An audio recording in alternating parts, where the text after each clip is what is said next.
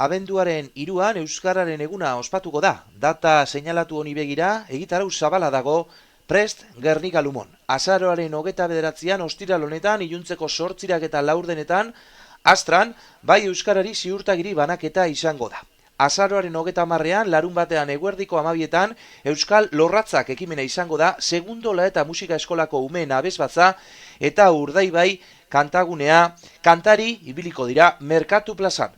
Abenduaren batean, igandean, 5etatik 8etara, jaialai pilotalekuan, jaialai frontoian, euskera, olgetan, errotu, kanpainaren amaiera jai erraldoia izango da. Eta abenduaren 3an, Euskararen egunez, 9etatik 8etara, goizean hasi eta iluntzera arte, 11 orduko irakurraldia, Elai areto txikian eta 8etan, Foru plazan, Euskaraldiaren 2. ediziorako txupina.